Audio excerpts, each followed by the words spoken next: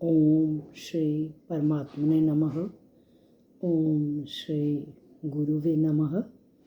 अथ षष्ठोऽध्यायः, श्लोक नंबर 12।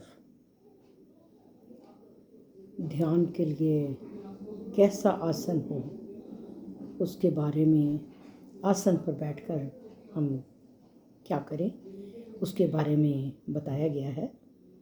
ये श्लोक है, तत्रैकाग्रं मनः कृत्वा, तत्रैकाग्रं मनः कृत्वा यत् चित्तेन्द्रियक्रियः, यत् चित्तेन्द्रियक्रियः उपविश्यासने युञ्ज्या, उपविश्यासने युञ्ज्या द्योगमात्म विशुद्धये, द्योगमात्म विशुद्धये।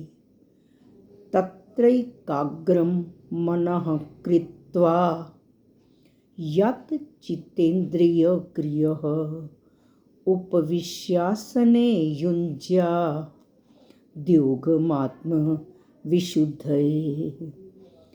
जहाँ तीसरा पार्ट है उपविश्यासने युञ्ज्या, युञ्ज्या तक थर्ड पार्ट है द्योगम आत्मविशुद्धये। वैसे तो युञ्ज्याद वर्ड है द और आगे योगम है, लेकिन जब हम तोड़कर बोलेंगे तो हम युञ्ज्यात शब्द बोलेंगे और आगे योगम आत्म विशुद्धये।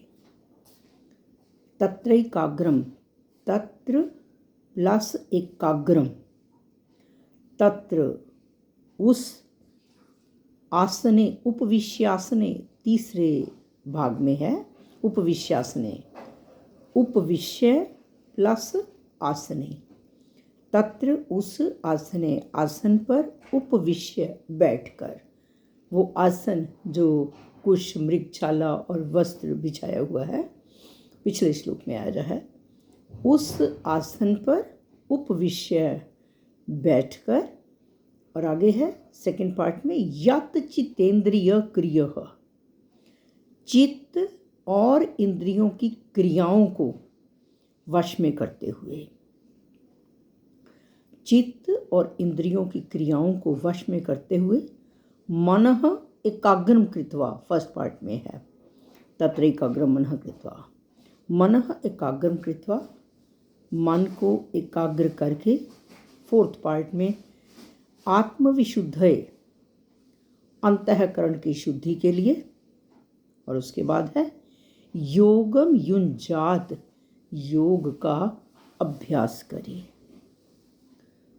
तत्र आसने उपविश्य, तत्र पहला ही वर्ड है, आसने उपविश्य, जहाँ पर उपविश्य आसने लिखा हुआ है थर्ड पार्ट में, तत्र आसने उपविश्य, उस आसन पर बैठकर, सेकंड पार्ट में यत् चित्तेन्द्रिय क्रियः, चित्त और इंद्रियों को वश में करते हुए, फर्स्ट पार्ट में मनः एकाग्रम कृत्वा, मन को एकाग्र करके, फोर्थ पार्ट में आत्मशुद्धये योगम, और उसके बाद सेकंड पार्ट का है युञ्जात, युञ्जात, आत्मशुद्धये अंतःकरण की शुद्धि के लिए, योगम युञ्जात, योग का अभ्यास करें।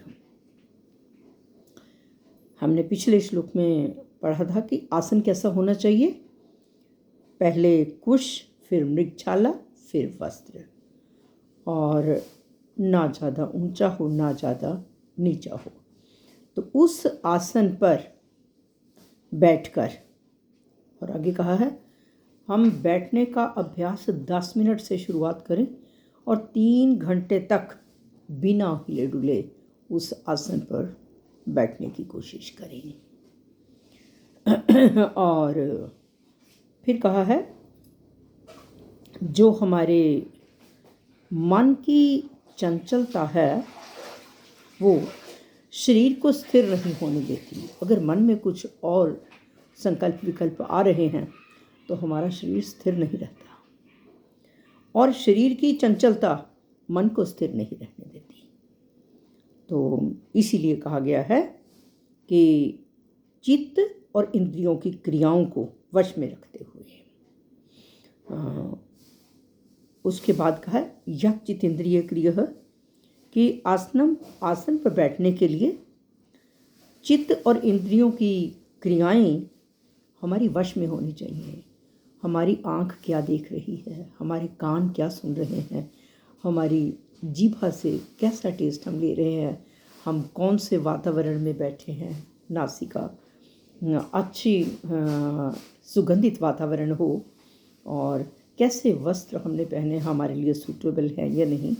तो इन चीज़ों का ध्यान रखते हुए हम अपने चित्त और मन की क्रियाओं को, चित्त और इंद्रियों की क्रियाओं को वश में करते हुए, और फिर उसके बाद आगे कहा है मन को एकाग्र करके। इस मन में जब हम परमात्मा का चिंतन करें तो संसार को बिल्कुल हटा दें, उस समय के लिए संसार से विरक्त हो जाएं।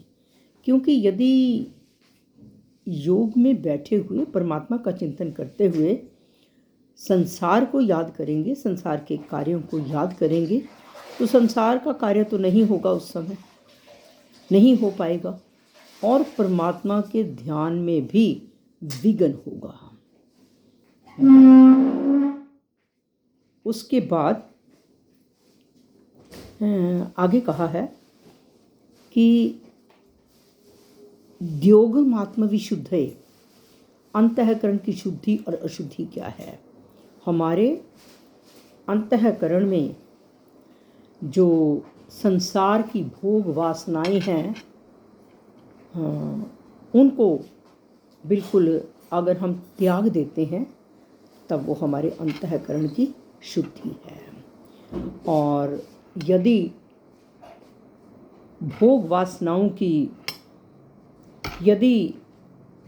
वासनाएं हमारे मन में रहती हैं तो ये हमारे अंतःकरण की अशुद्धि है। जब हम संसार का कार्य करें तो परमात्मा को याद रखें, और जब हम परमात्मा का चिंतन करें तो संसार को बिल्कुल भूल जाएं। उतने समय के लिए हम संसार को भूल जाएं। और योग एक शक्ति है जिसको सांसारिक भोगों की प्राप्ति में अगर लगा दें तो भोग और सिद्धियां प्राप्त हो जाएंगी, और यदि हम परमात्मा की प्राप्ति में लगा दें तो ये योग को परमात्मा की प्राप्ति में लगा दें तो हमें परमात्मा प्राप्ति में ये सहायक बन जाएगी। एक बार फिर बोलती हूँ श्लोक। तत्रैकाग्रं मनः कृत्वा यत् चितेन्द्रिय क्रियः उपविश्यासने युञ्ज्याद् योगमात्म विशुद्धये। उस आसन पर बैठकर चित्त और इंद्रियों की क्रियाओं को वश में रखते हुए मन को एकाग्र करके अंतःकरण की शुद्धि के लिए योग का अभ्यास करें। श्री कृष्ण अर्पणम अस्तु।